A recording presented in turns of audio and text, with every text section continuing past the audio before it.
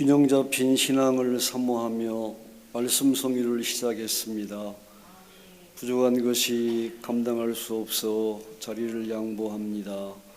친히 이 자리에 서주시고 우리에게 직접 말씀해 주시옵소서. 너희도 온전하라 거룩하라 하신 말씀 오늘 우리에게 주셔서 저희가 주님 가까이 좀 더 나아가서 하나님께 더욱 영광 돌리게 하시기를 우리 주 예수 그리스도 이름으로 간절히 기도하옵나이다. 아멘. 우리 성결교회의 핵심 말씀을 오늘 읽었습니다. 베드로 사도는 구약을 인용해서 내가 거룩하니 너희도 거룩하라 그렇게 말씀하셨고, 예수님은 너희 천부께서 온전하신 같이 너희도 온전하라 그렇게 말씀하셨습니다. 이 온전하라는 말씀이 텔레오스인데 여기 지금 헬라어가 뜨죠. 오늘 금요일날 특별히 나오신 분들이니까 헬라어 공부를 한번 합시다. 텔레오스. 전역법을 안 넣으셨나 봐. 한 번 더 할까요? 텔레오스. 글자가 보이지 않나요? 네. 그 텔레오스라는 말은 세 가지 경우에 사용이 됐어요. 첫째는 하나님께 사용이 됐습니다. 여기 본문에 너희 천부께서 온전하신 같이 할 때 그 온전하심이 텔레오스라고 되어 있고요. 너희도 온전하라 할 때도 텔레오스라고 되어 있는데 하나님께는 항상 텔레오스라는 말이 사용이 됐고요.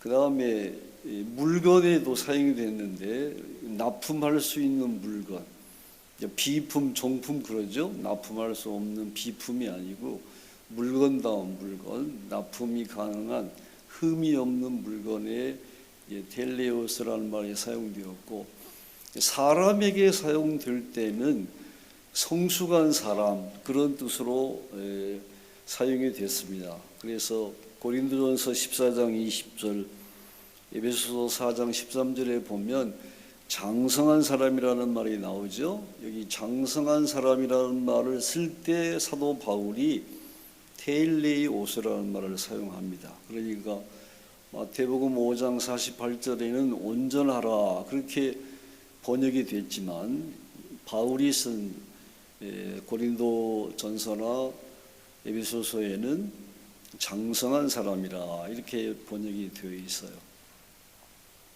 저는 성결교회에서 자라서 성결교회 목사로 평생을 살았습니다.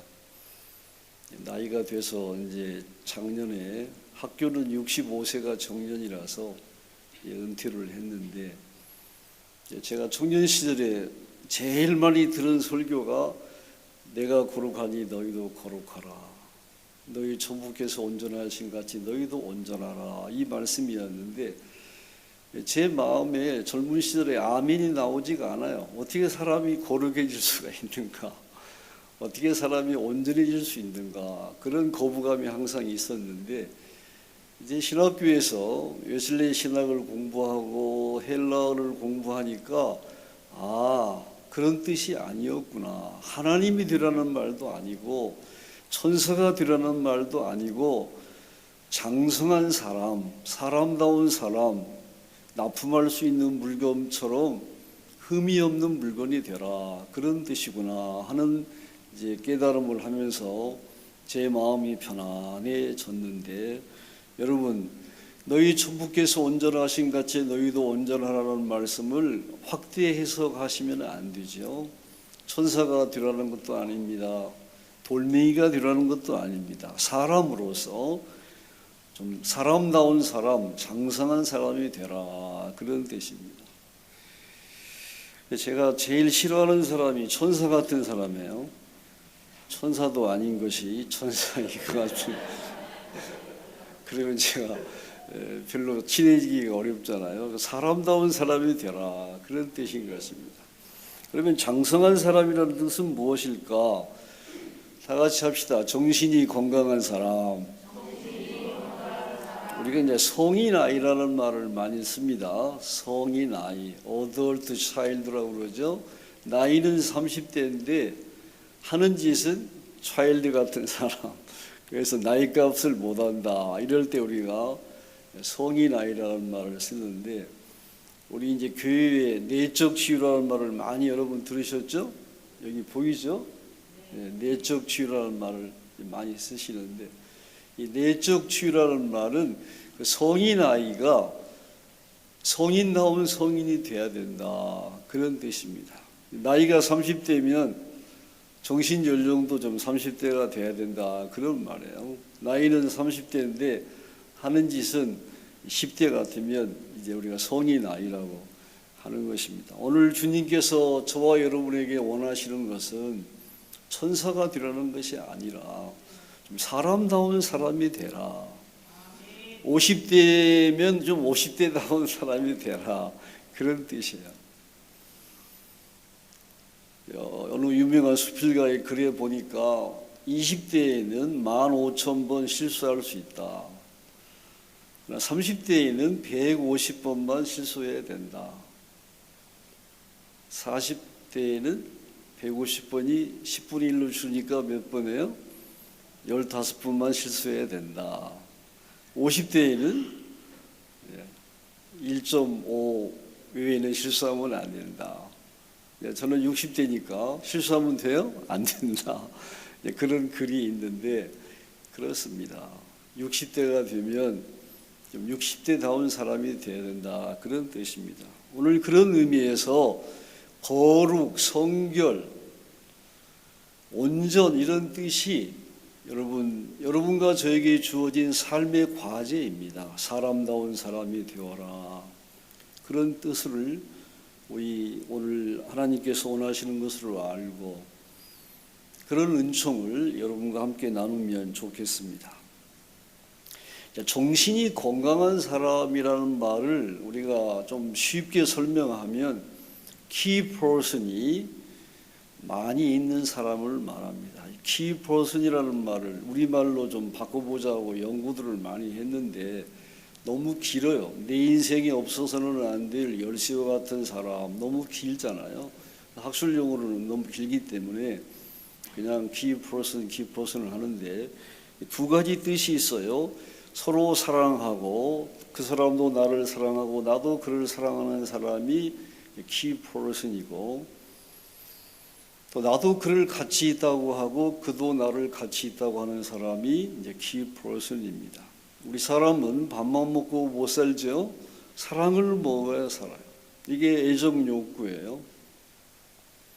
또 애정 욕구에 버금가는 욕구가 가치 욕구인데, 내가 나를 가치 있다고 해야 살 수 있고 누군가로부터 가치 있다 이렇게 인정을 받아야 살 수가 있는 것입니다. 그래서 아이들이 아무리 어머니의 사랑을 많이 받아도 어머니가 너는 가치 있다 이렇게 인정을 해야 살기 때문에 아이들이 어머니 사랑만으로는 부족해서 가치 있는 아이로 인정받고 싶어서 애를 쓰는 것을 우리가 볼 수가 있는데, 우리는 가치 있는 인간으로 인정을 받아야 살고 또 애정을 받아야 사는데, 서로 애정을 주고받고 서로 가치 있다고 인정하고 인정받는 관계가 key person이라고 하는 것입니다.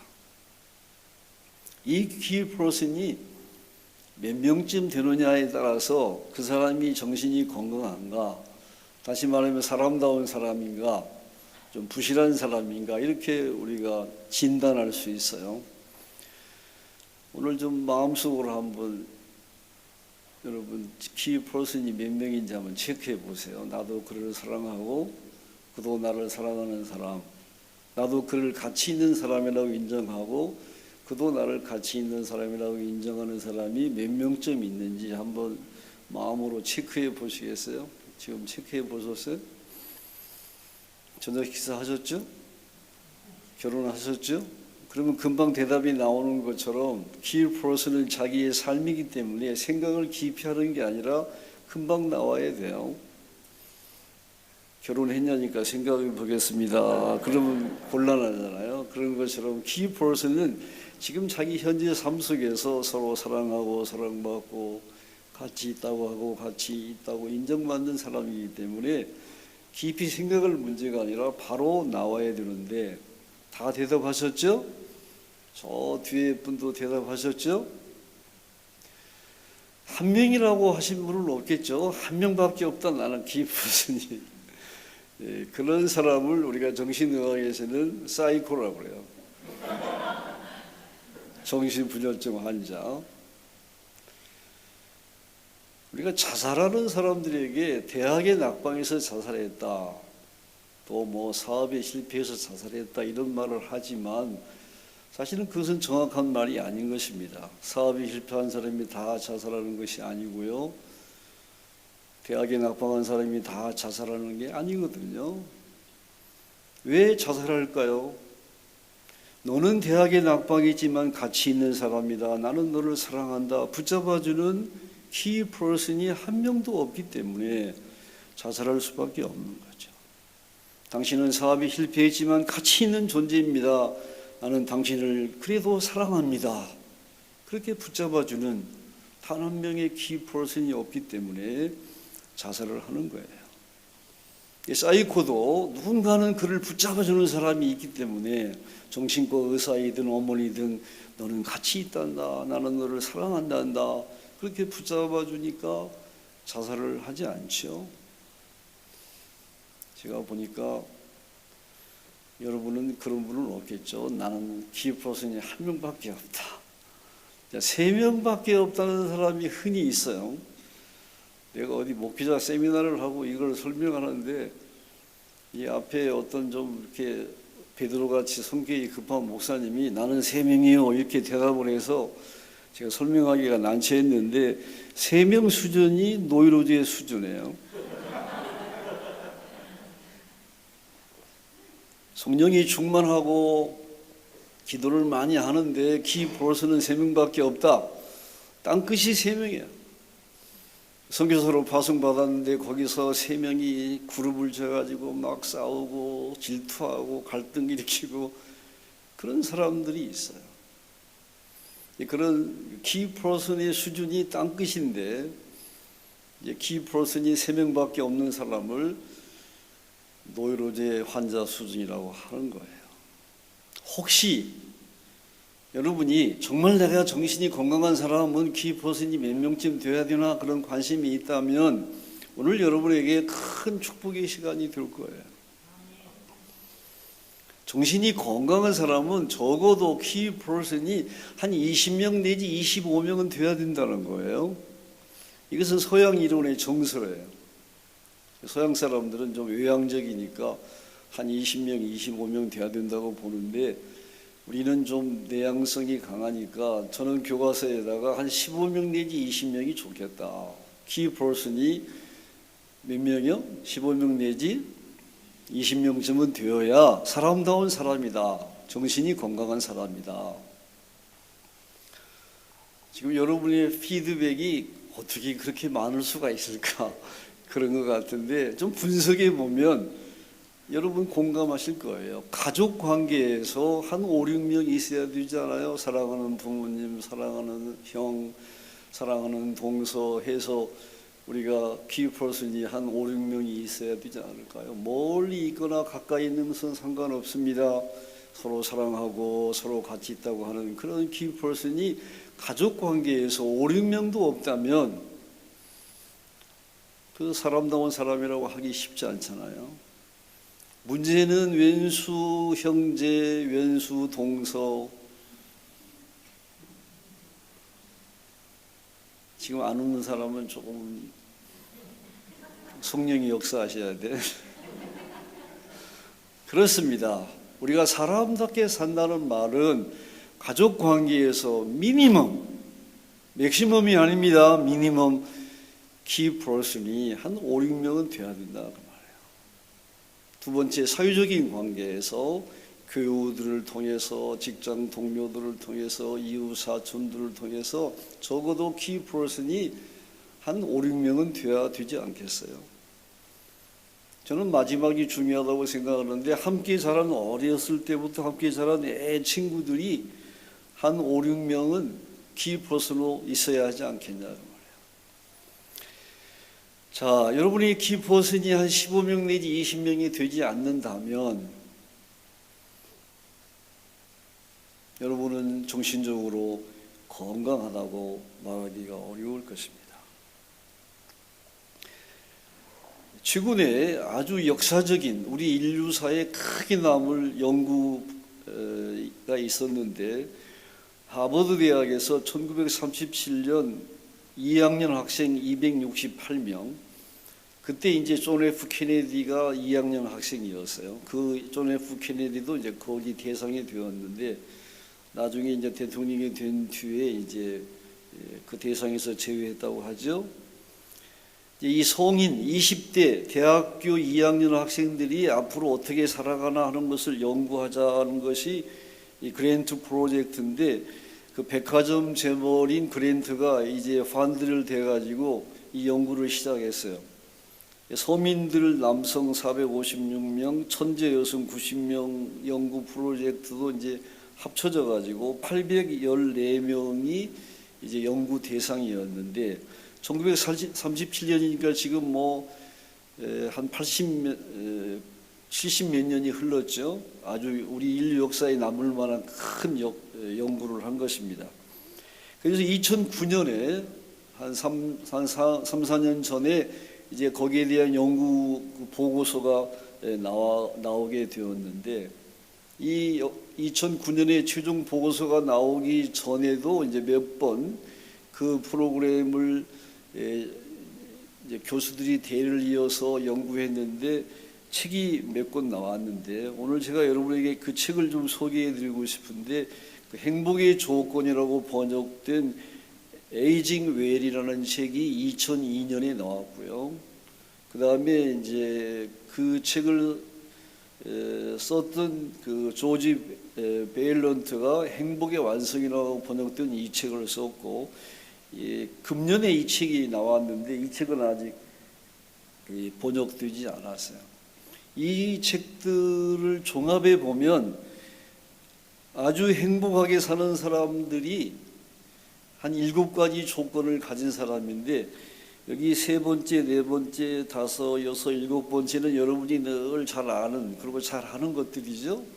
요즘 웰빙 바람이 불어가지고 이제 흡연도 안 하고 음주도 안 하고 운동도 많이 하고 체중도 잘 유지하고 결혼 생활에 이제 정성을 쏟고 이런 것들은 많이 알려져 있잖아요. 근데 첫 번째, 두 번째가 오늘 제가 말씀드리는 거하고 관련이 있는 것이고 제일 중요한 것인데, 첫 번째가 뭐냐면 인간관계예요. 성숙한 인간관계. 이 보고서에 보면 47세까지 몇 세요? 47세까지의 인간관계가 이제 80대까지의 삶의 가장 중요한 행복의 조건이라는 거예요. 여기 이제 47세가 지난 분은 조금 이제 기회가 적어지게 된 거고, 우리 젊은 사람들은 47세까지 좋은 인간관계를, 오늘 제가 말한 용어로 말하면 키 퍼슨을 많이 만드시는 것이 가장 행복한 길이라고 볼 수가 있어요. 두 번째가 평생 교육을 받는 사람. 그래서 교육 연수가 몇 년이냐. 그래서 대학원에 다닌다든지 그런 것을 말하는 게 아니라, 요즘 이제 평생 교육 그런 프로그램이 많이 있고, 사실은 이 교회가 가장 좋은 대학원 아닙니까? 수요일 날, 금요일 날 또 열심히 있는 학생은 새벽에도 나와서 공부하는 것, 이게 예배하고 성경을 읽고 하는 게 가장 큰 공부 아니겠어요?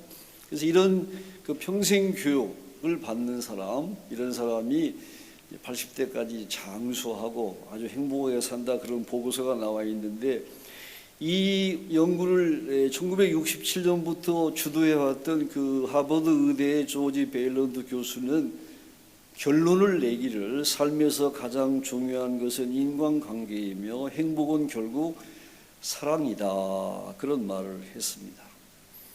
오늘 저녁을 여러분 하나님이 주신 은총의 기회로 삼아서 키 퍼슨이 점점 많아지기를 저는 간절히 바랍니다.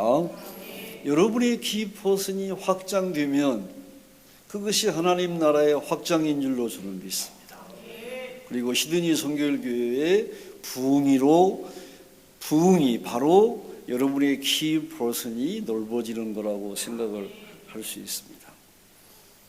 우리가 코이노이아라는 말을 많이 쓰는데 그 인간관계를 우리가 교회에서 쓰는 용어로 말하면 코이노이아다 그렇게 말할 수가 있어요. 요한일서 4장 7절부터 21절까지 여러분 잘 아는 말씀, 이 요한일서 4장을 우리가 그래서 코이노이아의 장이라 그렇게 말하죠. 사랑하는 자들아 우리가 서로 사랑하자. 사랑하는 자는 하나님께서 나서 하나님을 알고 사랑하지 아니하는 자는 하나님을 알지 못하나니 하나님은 곧 사랑이시니라. 12절에 보면 어느 때나 하나님을 본 사람이 없으되 만일 우리가 서로 사랑하면 하나님이 우리 가운데 거하시고 하나님의 사랑을 온전히 이루느니라 그렇게 말씀하셨어요. 그러면서 21절에 가면 누구든지 하나님을 사랑하노라 하고 그 형제를 미워하면 사도 요한답지 않게 아주 강하게 말합니다. 이는 거짓말쟁이다. 눈에 보이는 형제를 사랑하지 아니하고 눈에 보이지 않는 하나님을 사랑한다는 것은 거짓말이다. 이렇게 코이노이아를 키 퍼슨을 인간관계가 우리 삶의 핵심이고 성결의 핵심인 것을 말씀하고 계십니다.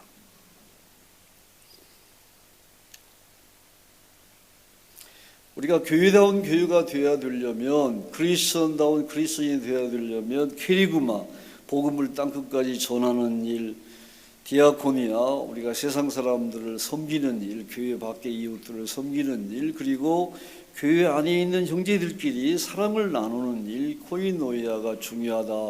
이것을 우리가 우리 신앙의 근간으로 삼고 있잖아요. 근데 제가 보니까 우리 국어에서 사람, 삶, 사랑이라는 말이 이제 새 단어처럼 생각들을 하는데 국어학자들의 말을 들어보면 이 세 단어는 하나의 어원에서 나왔기 때문에 하나의 단어라고 말을 합니다. 그래서 사람이란 삶, 살면서 사랑하는 존재이고 삶이란 사람이 사랑하는 것을 말하고 사랑이란 사람이 사는 것을 말합니다. 그렇게 해석해야 된다. 이게 국어학자들의 주장입니다. 제가 이 설명을 하고 이렇게 나갈 때 누가 또 가끔 그래요. 아까 교수님 아까 한 얘기 좀 다시 한번 불러주세요. 그러는 사람이 있는데 그냥 순서대로 하면 돼요. 사람이란 살면서 사랑하는 존재다.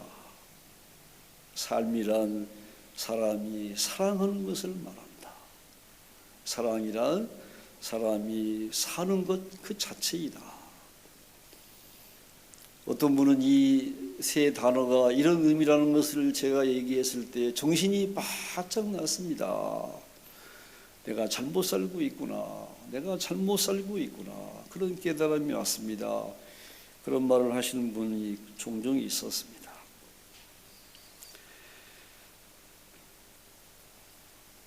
다 같이 한번 합시다. 왜 코이노이아가 게르구마와 디아코니아의 기초인데 가장 어려운가? 한 번 더 합시다.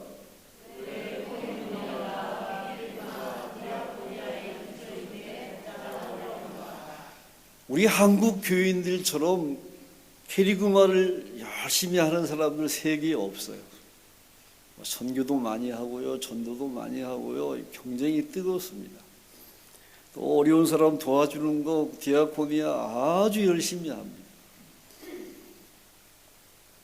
그런데 이 코이노이아가 좀 부실해요. 모르겠어요. 여기 시드니 선결교회는 어떤지 모르겠는데 하여튼 저기 에빙이나 저기 파라마타 가면 그래요. 워밍턴은 안 그렇다고 그러는데 그런 것 같아요. 그래서 오늘 이 문제를 여러분 심각하게 생각해야 돼요. 우리가 코이노이아를 깊이 연구해야 될 때가 됐다. 한국 교회가 교회다운 교회가 되려면 그런 것 같습니다. 그 원인은 세 가지밖에 없습니다. 우리 성결교회 요절 가운데 하나인 데살로니가전서 5장 23절에 보면 평강의 하나님이 너희를 온전히 거룩하게 하시고, 다 같이 합시다. 너희 온 영과 혼과 몸이 우리 주 예수 그리스도 오실 때 흠없이 보존되기를 바란다. 여기 보면 하나님은 우리 인격이 하나이지만 영과 영적 자아가 있고, 혼과 마음의 자아가 있고, 심리적 자아가 있고, 몸과 생리적 자아가 있는 이 통전성 세 가지가 전인적으로 하나인 존재인 것을 말씀하고 계셔요. 그래서 이 말씀을 우리가 해석할 때 통전적 전인성을 말한다, 이렇게 말합니다. 이 생리적으로 문제가 생기면 이제 인간관계가 깨집니다.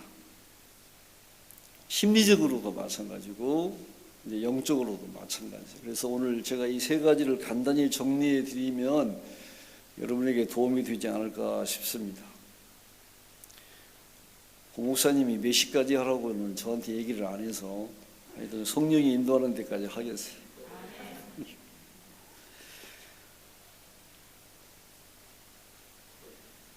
이 사람 누구예요?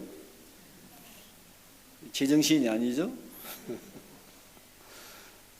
다 같이 합시다. 엉겁결에 무심코 정신이 나가서 혼이 빠져가지고 나도 모르게 막 남편 막 바가지를 긁죠. 제정신일 때는 사람 같은데 엉겁결에 무심코 정신이 나가서 혼이 빠져가지고 나도 모르게 엉뚱한 짓을 합니다. 그 이마에 반창고 붙인 거 보니까 막 굉장히 많이 한 것 같아요. 이런 사람을 우리가 이제 학술적으로는 ADHD라고 하죠. 주의력 결핍 과잉 행동 장애라고 그래요. 어린아이들이 이제 많이 있는데 요즘에 그래서 ADHD 판정을 받는 아이들이 우리나라 남학생들은 초등학교에 한 7, 8%가 넘는다. 그런 통계가 나와요. 그런데 최근에 나온 통계에 보니까 성인들 중에 한 2% 내지 4%가 이제 ADHD 환자예요. 그래가지고 공동체를 파괴합니다. 자, 이런 사람이 이제 가족 관계에서 또 직장 관계에서 또 집에서 새는 바가지는 교회도 새니까 교회에서도 이제 막 공동체를 파괴하기 때문에 노이로제를 이제 악순환하고 매우 개인적으로 불행하고 공동체를 파괴하는 이제 아주 불행한 사태를 만드는 것입니다. 그래서 제가 요즘에 이제 교회 재직을 뽑을 때는 이제 반드시 ADHD 검사를 해야 된다. 그런 얘기를 합니다. 그래서 우리 학교도 요즘에 그 신학대학원 입학할 때 목사님이 되겠다는 사람들은 아주 그 제일 중요한 검사를 하는데 MMPI 검사를 합니다. 그 MMPI 검사는 간단한 검사가 아니라 90분 동안 쭉 체크하고 이제 한 일주일 후에 검사지가 나오고 그래요. 신학대학원 입학할 때 MMPI에 정상으로 안 나온 사람은 입학은 시키지만 특별한 상담을 받아야 돼요. 심리치료를 받아야 돼요. 그래서 정신이 건강해지도록 키퍼슨이 부실하지 않도록 그렇게 하고 있어요. 근데 이제 간이형 ADHD 검사지가 있어요. 그건 뭐 한 10분이면 할 수 있는데 그런 간단한 검사라도 해서 환자는 이제 좀 치료받을 수 있도록 그렇게 해야 되겠고, 한 2% 내지 4%에 속하는 몇 사람 때문에 교회가 파괴되는 일은 있어서는 안 되겠다. 그런 생각을 제가 자주 이제 얘기하고 있습니다. 이 사람은 ADHD 환자는 아닌데 지금 심통이 났어요. 아까 그 사람은 환자 같고 이 사람은 지금 이제 아주 스트레스를 팍 받았죠. 자, 이 모나리자 미소를 분석한 걸 보면요, 83대 17인데, 그러니까 행복한 거 83, 그다음에 이제 부정적인 거 17인데 불안, 두려움, 분노가 이렇게 모나리자 미소에 있다는 거예요. 그래서 유명한 에드 디노 교수가 그렇게 말했습니다. 찌푸린 모나리자와는 만나고 싶지 않을 것입니다. 너무 활짝 웃는 모나리자는 재미는 있겠지만 품위는 없을 것입니다. 17% 정도의 부정적 감정, 불안, 두려움, 분노는 우리가 충실하게 살도록 도와줍니다. 그러므로 당신도 모나리자처럼 되라고 충고하고 싶습니다. 이 말은 우리에게 분노가 없을 수는 없어요. 그러나 분노가 몇 퍼센트 넘으면 안 될까요? 우리 삶의 2%를 넘으면 우리 삶이 행복한 삶이 되기 어렵다. 그런 게 좀 행복과학에서 말하는 거예요. 따라서 여러분이 한 2% 정도 분노를 가지고 있으면 어떤 동기 유발이 되어서 자기를 성장시키는 데 필요한 것이지만 그것이 3%, 4%가 되어서 인간관계를 파괴하면 안 되겠다. 그런 얘기죠.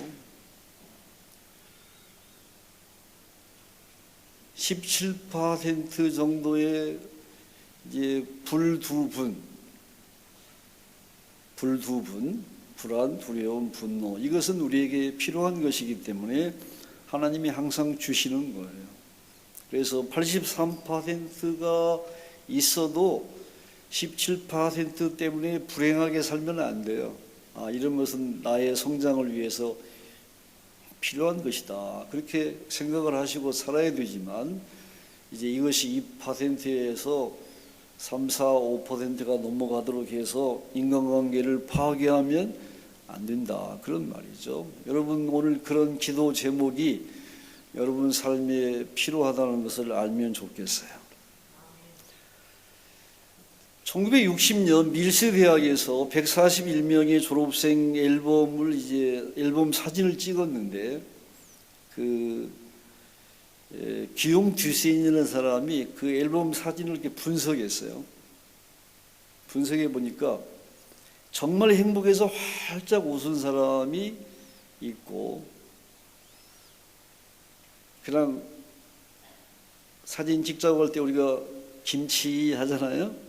그렇게 별로 행복하지 않은데 이렇게 한 사람이 있고, 그래서 이제 그걸 다 분석해서 진짜 행복해서 웃은 사람들은 누구누구 이름을 적고 그냥 웃는 척한 사람들 이름을 쭉 적어서 1960년이니까 지금 뭐 52년째 이제 대학 교수들이 그걸 계속 추적해서 연구해 온 것을 이제 어떤 교과서에 마틴 슬리건이 쓴 책에 보면 그게 나오는데, 정말 행복해서 활짝 웃은 사람들은 아주 건강하게 가정도 직장도 잘 적응하면서 살고 있다. 그런 보고를 하고 있어요. 근데 가짜로 웃은 사람, 그게 이제 페남 스마일이라고 그러는데 자기 이름을 따서 듀센 스마일, 이건 진짜 행복해서 웃은 사람이고, 페남 스마일은 이제 가짜로 웃은 사람인데, 그때 60년대 유명한 그 미국의 항공기가 팬 아메리칸 항공사였거든요. 그래서 그 페남사라고 그랬는데, 그 페남 항공사의 스튜어디스들이, 여러분 비행기 자주 타시니까 그 스튜어디스들이 웃죠. 짜증은 나지만 웃잖아요.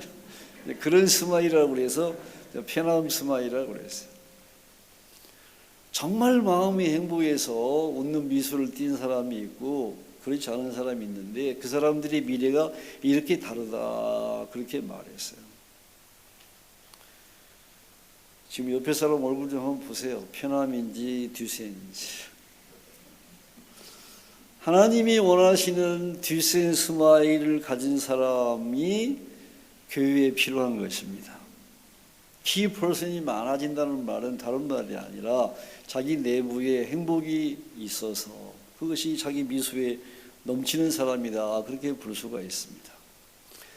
자, 우리가 2%의 분노가 넘어가지 않도록 하려면 어떻게 해야 될까? 그 지혜를 이제 몇 가지 크게 생리학적으로, 심리학적으로, 영적으로 말씀을 드려야 되겠는데, 생리적인 이해를 우리가 좀 해야 돼요. 큰 도움을 받을 수가 있는데, 특별히 요즘에 뇌과학이나 심장과학이 많이 발달되었는데, 우리 뇌는 3층으로 되어 있어요. 그래서 저기 보라색이 뇌간인데, 뇌간은 혈압이라든지 자율신경을 조절하고요. 그 초록색이 이제 변연계인데 감정을 조절하고, 제일 바깥에 이제 그 피질 큰 부분이 심피질인데, 이 심피질이 이제 합리적 현실적으로 하도록 도와줍니다. 근데 그 가운데 아몬드 2개가 있죠. 이걸 이제 아미그달라라고 하고, 어원이 아몬드에서 나왔는데 이걸 원시뇌라고 합니다. 다 같이 합시다. 원시뇌. 아까 그 화를 팍 낸 사람은 지금 뇌간이나 변연계나 심피질이 작동한 게 아니라 뭐가 작동한 거예요? 원시뇌가 팍 작동한 거예요. 오늘부터 여러분이 혹시 분노가 팍 터질 때 어떻게 해야 되냐면, 아미그달라 가만히 있어, 이렇게 얘기해야 돼. 내가 화내는 게 아니에요. 원시 시대부터 우리가 맹수를 공격할 때나 맹수를 피할 때나 이 아미그달라 원시뇌가 작동이 안 되면 우리가 살 수가 없기 때문에 이게 고도로 발달되어 있는 거예요. 그래서 화를 내는 것은 나의 인격이 내는 게 아니라, 나의 신앙이 내는 게 아니라 나의 뭐가 내는 거예요? 아미그달라가 팍 반응을 하는 겁니다. 그랬더니 어떤 여학생이 저한테 그렇게 얘기해요. 교수님, 우리 남편 그 아미그달라 좀 빼낼 수 없을까요? 왜 그럴까요? 너무 화를 자주 내는 것 같아요. 그래서 제가 그거 빼면 교통사고 나서 죽는다고. 쥐들이 아미그달라를 뽑았더니요, 그 아미그달라를 뽑는 게 간단합니다. 긴 주사기로, 이게 액체이기 때문에, 듬직한 두부 같은 것이기 때문에 잡아 빼면 빠지게 되어 있어요. 그래서 이제 쥐들을 실험을 했는데 아미그달라를 쭉 뽑았더니 성자 세인트 레시드에서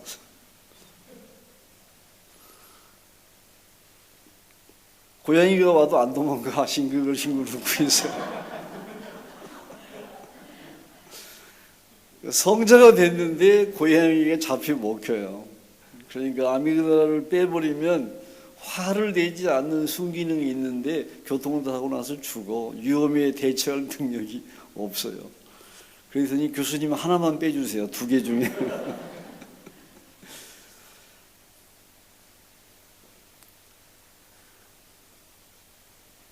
여러분도 혹시 나의 아미그달라를 하나라도 빼야 되겠다, 그런 사람이 계시면 오늘 제가 기쁜 소식을 하나 알려드리겠어요. 아미그달라를 이렇게 단면으로 보면 저렇게 되어 있는데, 이 아미그달라 원시 감정은 다행히도 몇 초예요? 90초밖에는 작동하지 않습니다. 이 아미그달라가 작동할 때 이제 아미글라에서 호르몬이 나오는데, 그 호르몬은 5초가 지나면 점점 사그라들기 시작을 해요. 90초가 되면 완전히 사라져 버립니다. 우리가 성자같이 사느냐, 인격 파탄자로 사느냐, 그 차이는 간단해요. 몇 초 차이예요? 90초 차이예요. 여러분 대답하세요. 90초가 몇 시간입니까? 90초가 몇 달인가요? 90초가 몇 년인가요?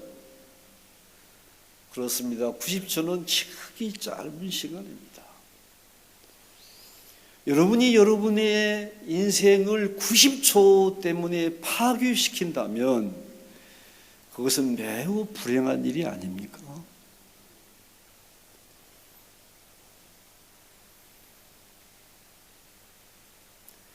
저는 결혼 생활을 하면서 성자 같은 부인을 만나서 행복하게 살았지만 자주 산책을 했습니다. 대학 교수회에 참석하다가 자주 산책을 했습니다. 왜 산책을 해야 했을까요? 90초가 나에게 필요했기 때문에.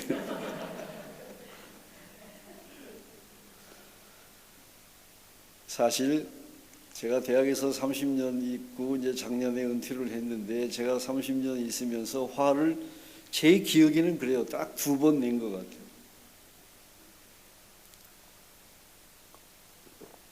교수 회의하다가 한번 고등학교 때 암송했던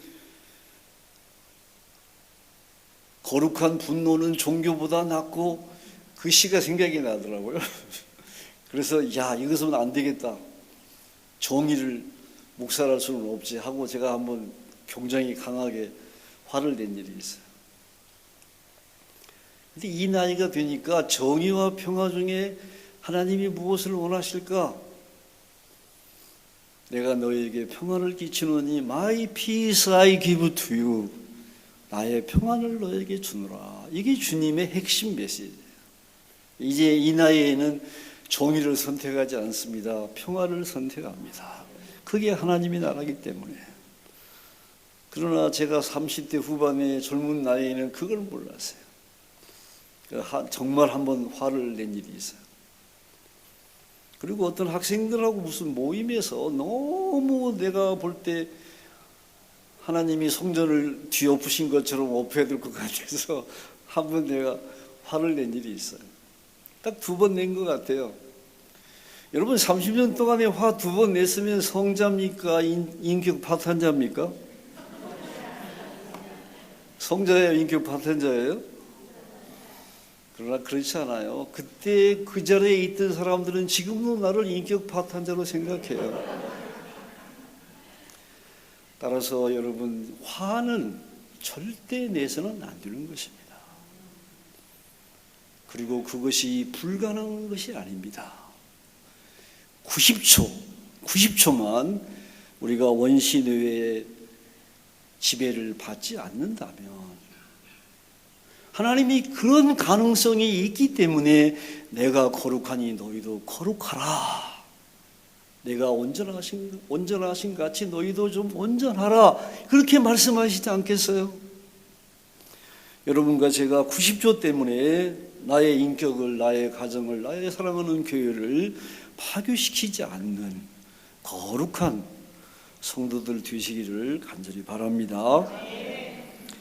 이 책이 이제 그런 설명을 하고 있는 책인데요. 참고 우리 젊은 분들은 좀 보시기 바라고, 심장과학에 대한 얘기를 좀 하면 좋겠는데 지금 내가 얘기를 지금 많이 해야 될 게 남았는데 벌써 8시 45분인데 내가 어떻게 해야 할지 모르겠어요.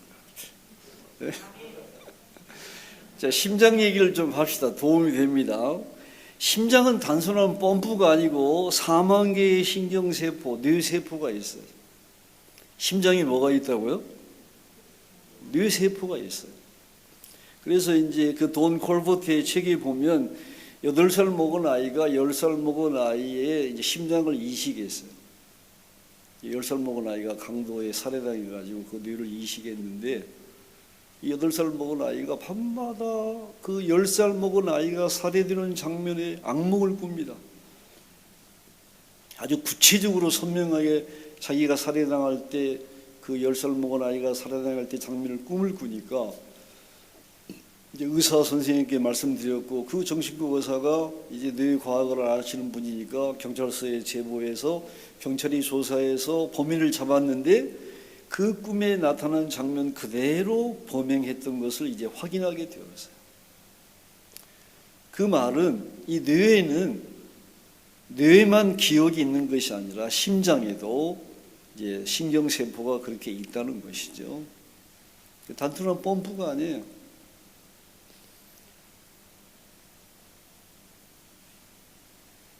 채식주의자 심장을 이식하면 내가 채식주의자가 됩니다. 팝송을 너무 좋아하는 사람이 심장을 이식하면 나는 클래식을 좋아하는 사람인데 팝송을 좋아하게 됩니다. 이런 보고들이 굉장히 많이 나와 있어요. 심장은 단순한 펌프가 아니에요. 우리 인격이 거기 담겨져 있단 말이죠. 우리가 눈을 감고 자기를 가리키라면 이런 사람 별로 없죠. 다 어디를 가리키죠? 자기 심장을 가리킨단 말이죠. 심장은 단순한 펌프가 아닌 우리 인격이 있는 거예요. 이 심장 파장하고 뇌파, 심파, 뇌파 그렇게 말하는데 이걸 비교해 보면 우리가 참 놀라는데 심장 파장은 뇌파보다 60배가 깁니다. 그래서 한 3m까지 측정이 가능해요. 무선으로. 뇌파는 전선을 연결해야 측정이 되지만 심파는 한 3m에서 이렇게 측정이 가능해요. 5,000배 강력해요. 뇌파보다. 그래서 이제 사람이 저기서 오면 말을 나누기 전에 그 사람과 내가 인티머시를 느낄 수도 있고 또 두려움을 느낄 수도 있어요. 여러분 그런 경험 하시죠? 친구 집에 갔는데 말로는 어서 와 반가워 그러는데 어쩐지 나를 밀어내는 것 같은 느낌을 받으신 일 없나요? 그건 뭐냐면 내 심장 파장이 이미 내 언어보다 더 먼저 간단 말이죠. 오늘 여러분이 집에 들어가서 여러분의 자녀들을 이렇게 허깅할 때 말로 내가 너를 사랑해 그 말보다 먼저 뭐가 먼저 간다는 것을 아셔야 돼요. 심장 파장이 먼저 간다는 말이에요. 이 동방결절이라는 게 이제 우심방에 한 2cm짜리 이렇게 특수한 파이버가 있는데 여기서 이제 전기가 나와서 심장이 뛰는데 우리가 명상할 때 이걸 느끼라고 그러죠. 이 동방결절에서 전기가 나와서 이렇게 심장을 뛰는 것을 느껴봐라. 이런 것을 하는데 제가 아는 한 사람은 이제 이 동방결절이 문제가 생겨서 잠깐만 심장 마비가 오니까 여기다가 인공 배터리를 하나 넣었어요.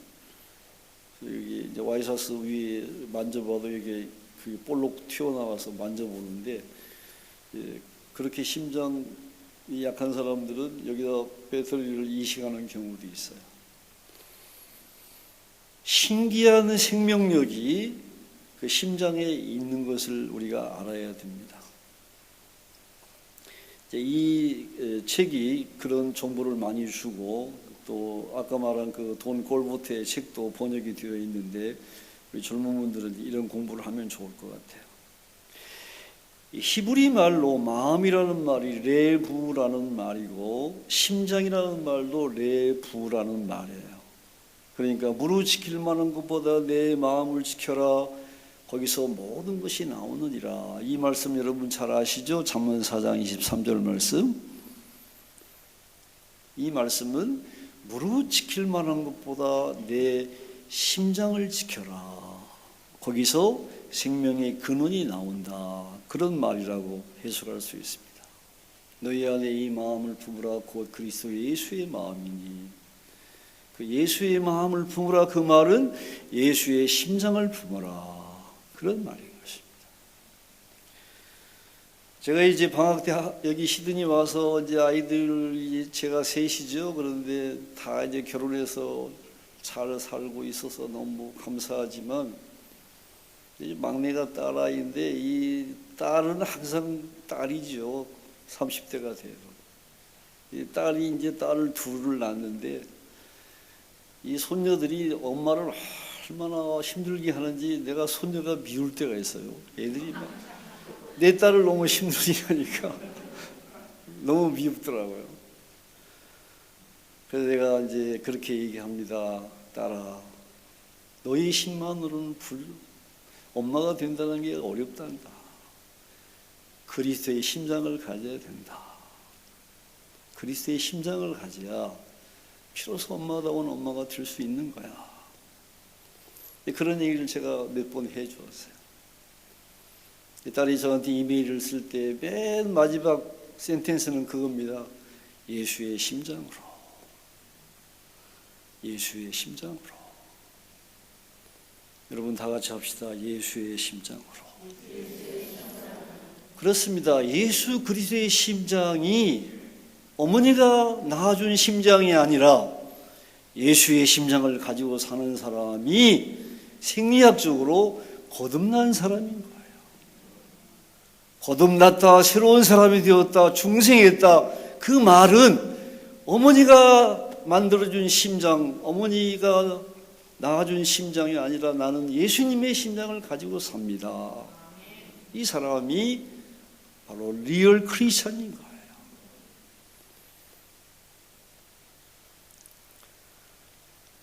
사도 바울은 예수 그리스도가 내 안에 있는가 확인하라.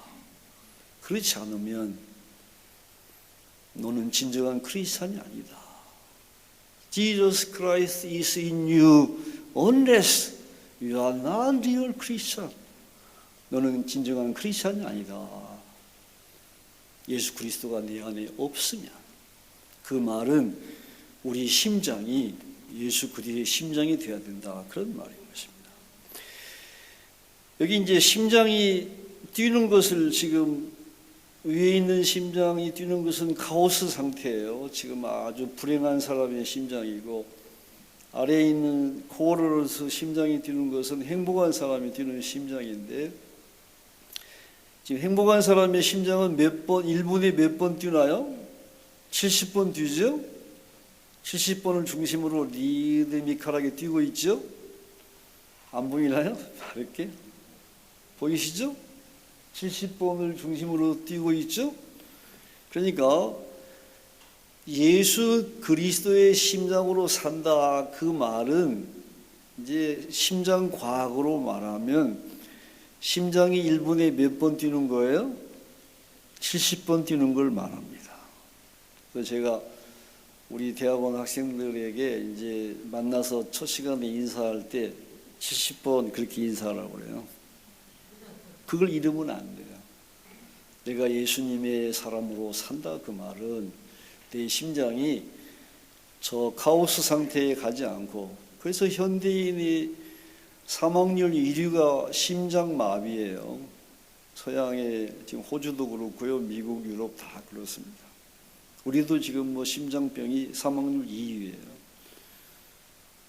그래서 심장이 이제 그리스도의 심장이 되어야 되는데 그 말은 구체적으로 심장이 1분에 70번 뛰어야 된다. 그 말이에요. 동조 현상이라는 게 있습니다. 시계 바늘이 반대로 가다가 한참 있다가 보면 같은 방향으로 가는 거, 저렇게 파장이 다른 방향으로 가다가 한참 있으면 같은 방향으로 가는 것을 우리가 물리학에서 동조 현상이라고 그러는데 이 동조 현상이 우리 신체에도 있어요. 제 말이 믿어지지 않는 사람은 지금 가다가 시계를 2개 사서 가서 걸어놓고 한번 보세요.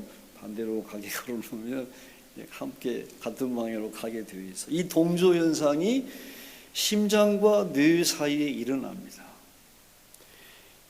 카오스 상태, 불행한 사람의 심장은 뇌에 바로 연결이 되어서 아까 말한 뇌간이나 변형계나 이제 심피지를 불행하게 만들어요. 그러나 행복한 70번 뛰는 심장은 이제 뇌가 제정신으로 살도록, 아까 그 폭발하는 사람 ADH 환자를 제가 제정신이 아니라고 그랬는데 언급거리에 무심코 정신이 나가서 이제 제가 얘기했죠. 그런 사람이 안 되는 거예요. 심장이 70번 뛰면 뇌가 제정신으로 사람답게 살 수 있도록 해주는 것입니다. 제가 오늘 너무 방대한 얘기를 하는 것 같지만 사실은 어려운 얘기 아니에요. 뇌가 정신이 제정신이 되려면 심장이 몇 번 뛰어야 된다고 1분에 70번 뛰면 되는 거예요. 우리 옆에 사람은 한번 합시다. 70번.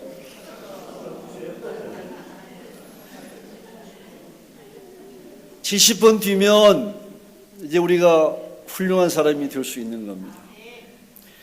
그런데 70번 이 정상 심박 등의 비밀이 있어요. 우리 심장이 70번만 뛰면 우리가 성자가 될 수 있는데, 코이노이아가 정말 회복될 수 있는데 어떻게 해야 70번이 뛰게 할 수 있을까? 그 비밀이 무엇일까? 이제 심장과학자들이 그 셰르방 슈에베르의 책에 보면 심장 의사들이, 심장 전문의들이 이제 화면에다가 이제 아까 말한 심파를 보여주면서 생각을 막 바꾸게 해요. 어떤 생각을 해야 도움이 되나? 아버지 생각을 하라니까 어떤 아이는 막 심장이 터지려고 그래. 왜 그래요? 아버지가 아주 관계가 안 좋아. 어떤 아이는 아버지 생각하니까 아주 좋아지는데 어떤 아이는 안 좋아. 다 달라. 그런데 놀라운 것을 발견했는데 이 생각 하나는 모든 사람의 심장이 가장 빨리 70번으로 돌아오는 것을 발견했어요. 무엇일까요? 감사입니다. 지금 돌들이 소리 지르는 시절이 되었어요. 교회가 감사를 잃어버리니까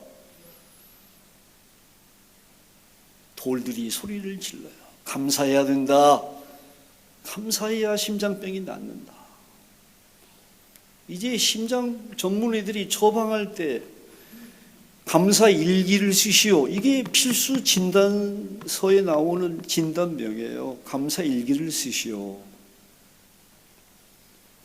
오프라 윈프리가 그렇게 말했습니다. 내가 여성으로, 흑인으로 가장 저 처참한 밑바닥에서 사람다운 사람으로 된 이유는 한 가지다.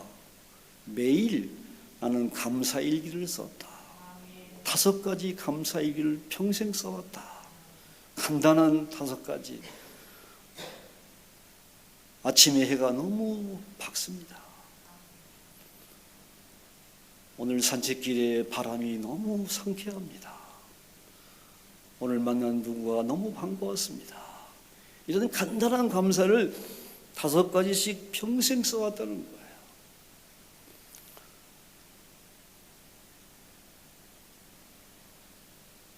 여러분 항상 기뻐하고 범사에 감사하고 쉬지 말고 기도하는 사람, 그 사람 심장이 70번 뛰는 사람이 되는 것입니다. 아까 말한 대로 심장병 1위가 사망률 1위가 심장병인데 이 의사들이 이 심장병을 파킨슨 신드롬이라고 그래요. 주차장 증후군이라고 그래요. 왜 그럴까요? 심장병이 언제 제일 많이 발생하냐면 월요일 아침 8시에서 9시 회사 주차장에서 제일 심장이 많이 이제 심장병이 발생하니까 주차장 증후군이라 그렇게 하게 되었다는 거예요. 먹고 살기 위해서 회사에 나오긴 나왔는데 사무실에 들어가기가 싫은 거예요. 우리가 학교 가기 싫을 때 머리가 막 열이 나는 것처럼, 그렇죠? 어머니가 열을 만져보고 아유 뜨거워서 안 되겠다, 오늘 쉬어야 되겠다 그러고 엄마가 방문 닫고 나가면 열이 싹 내리는 것처럼 심장 살기 위해서 회사에 오긴 왔는데 사무실에 들어가는 것이 너무 지긋지긋한 거예요. 그래서 심장이 이제 터지는 거죠. 여러분, 그리스도 안에서 주님이 주시는 참된 평안 가운데 범사에 감사하는 사람, 그 사람의 심장이 우리 뇌를 이제 정상적으로 만들고 우리의 코이노유라를 살려줄 줄로 믿습니다. 이제 간단히 2가지 마무리하겠습니다. 심리적인 이해를 해야 되는데 우리가 성격, 다 같이 합시다. 성격이 뭡니까? 선천적인 요소 기질이 있고 이것은 변하지 않습니다. 혈액형처럼 안 변해요. 베드로 사도는 성령 체험해도 베드로 사도지 요한이 됐다든지 야고보가 됐다든지 그런 것이 아니에요. 베드로가 변한 것은 후천적인 그의 성품이 변했다. 후천적인 요소인 품성이 변했다. 그래서 기질은 성격의 기질을 성질이라고 그러고요. 성격의 품성을 우리가 성품이라고 그럽니다. 그러니까 선천적인 것은 안 변해요.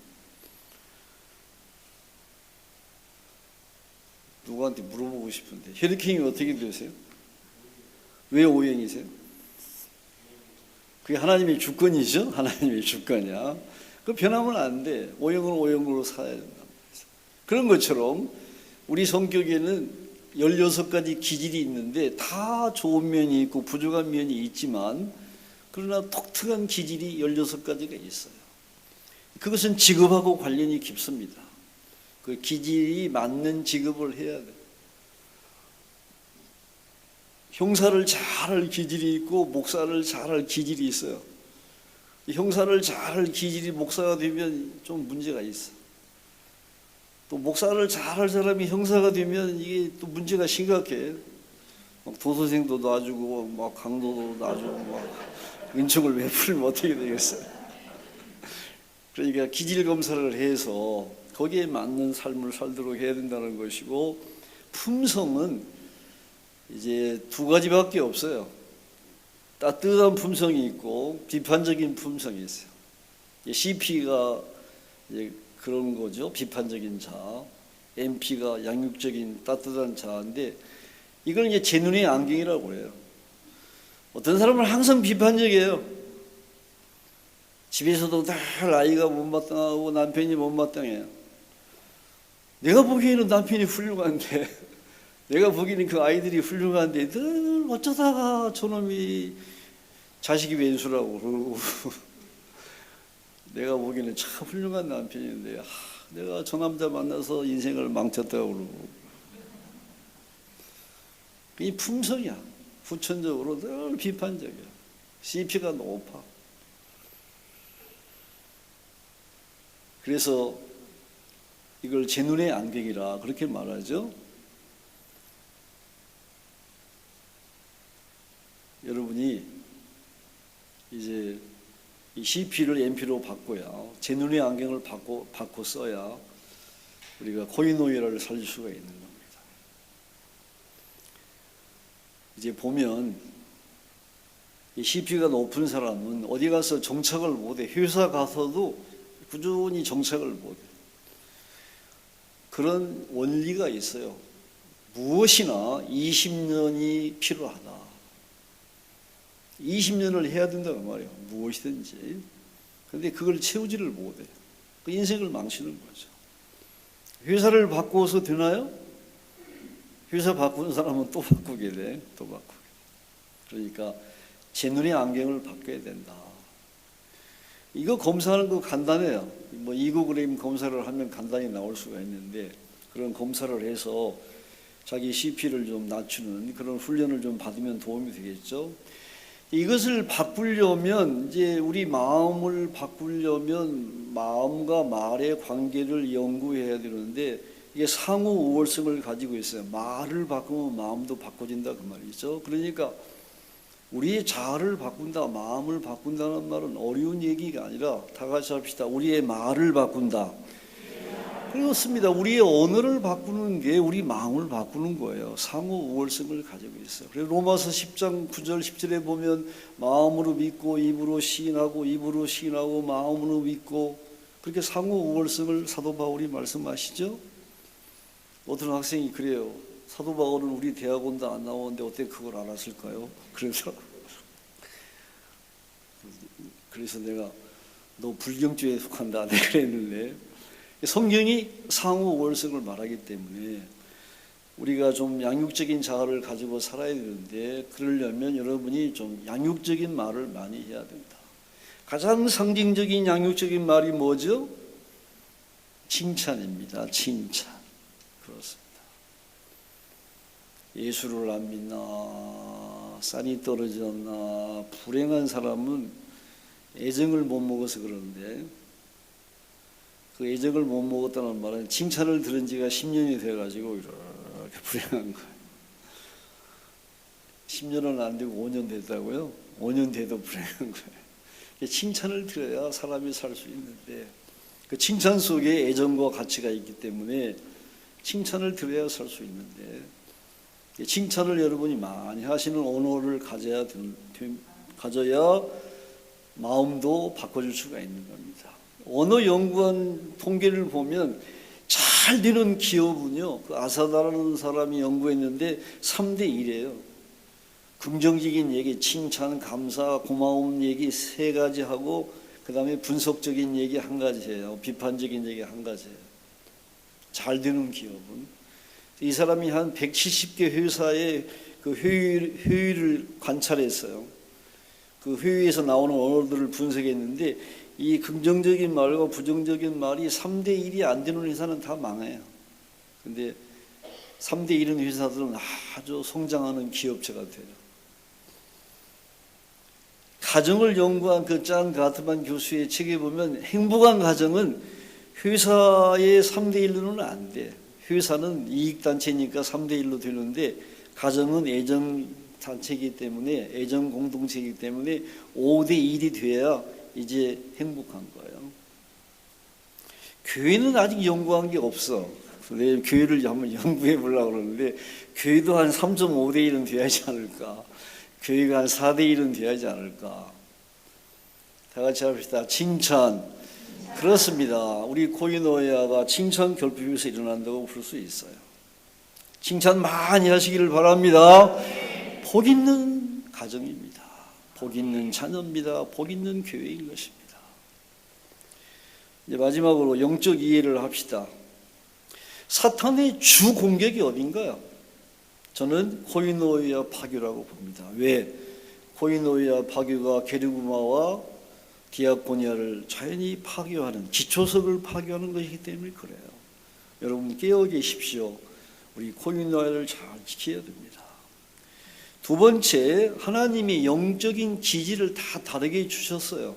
그래서 이제 게리 토마스가 쓴 책에 보면 교회 밖에서 영적으로 공허한 사람을 만나는 것은 당연합니다. 그러나 교회 안에서 영적으로 공허한 사람을 만나는 것은 슬픈 일입니다. 그런 얘기를 하면서 우리가 다 영적 기질을 다르게 가지고 태어났기 때문에 하나님을 체험하고 영적으로 깊은 그런 성장을 하는 길이 다 다르다.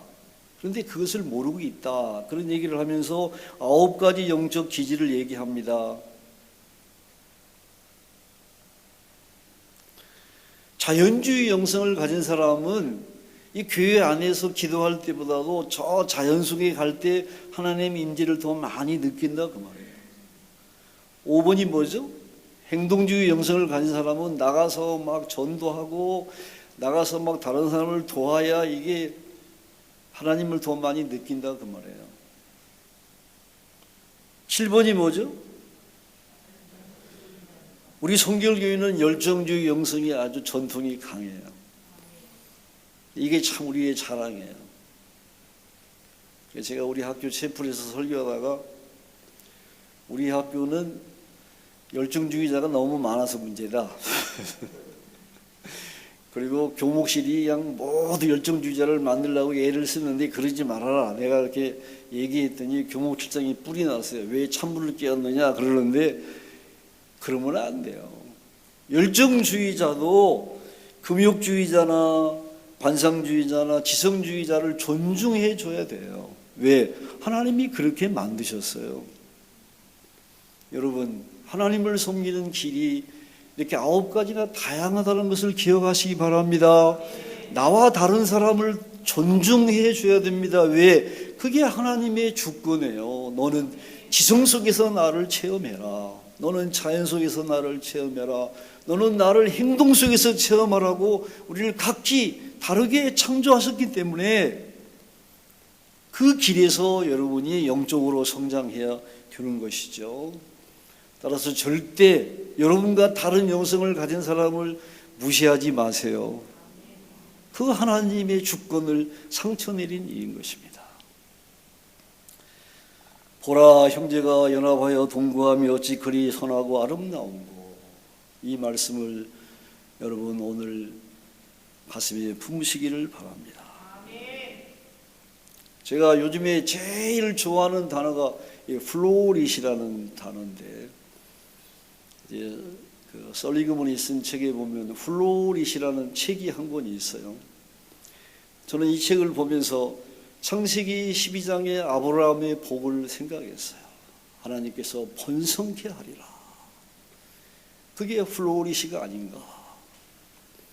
갈라디아서 3장 13절로 14절을 보면 그리스도께서 우리를 율법의 저주에서 속량하셨으니 리뎀션, 우리를 돈 주고 사셨으니 우리에게 아브라함의 복을 주시겠다고 하셨는데, 그 아브라함의 복이 우리가 이 땅에서 누려야 되는 플로리시인 것입니다.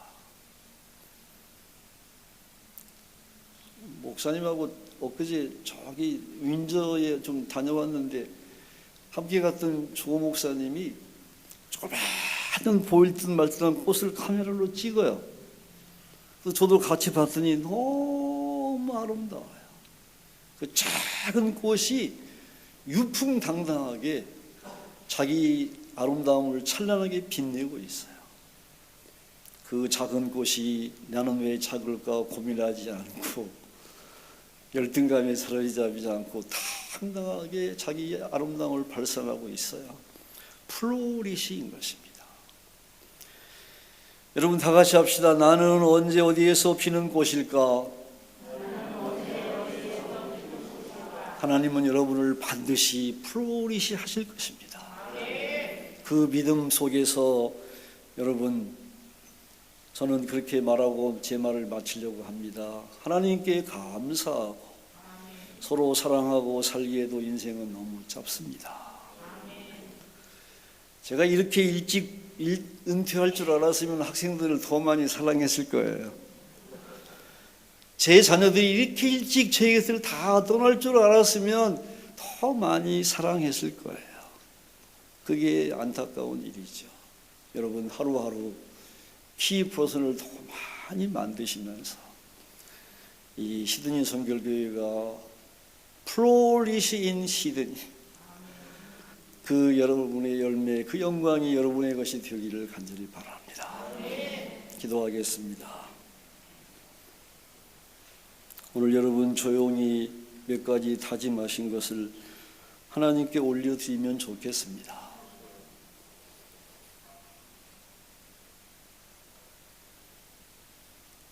90초를 기억하면서 다짐하시고, 감사를 기억하시면서 다짐하시고, 비판적인 안경을 벗겠습니다. 다짐하시고, 다른 사람의 영적 기질을 존중하겠습니다. 다짐하시는 침묵 기도를 잠깐 하십시다.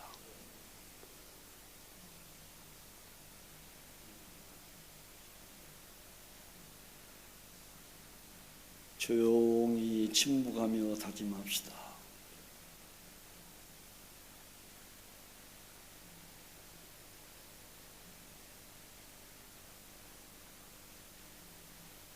하나님, 우리가 결심하고 다짐한 것 주님께서 이 시간 성령으로 기름 부어 인쳐 주시옵소서. 우리가 좀 더 큰 영광을 주님께 들 것을 바라보고 찬송합니다. 하나님, 우리 교회를 통해서, 우리 삶을 통해서 더 많은 영광을 거두시고자 원하시는 것을 믿습니다. 오늘 다짐한 것이 결코 변치 않도록 주께서 도와주시옵소서. 예수님의 이름으로 간절히 기도하옵나이다.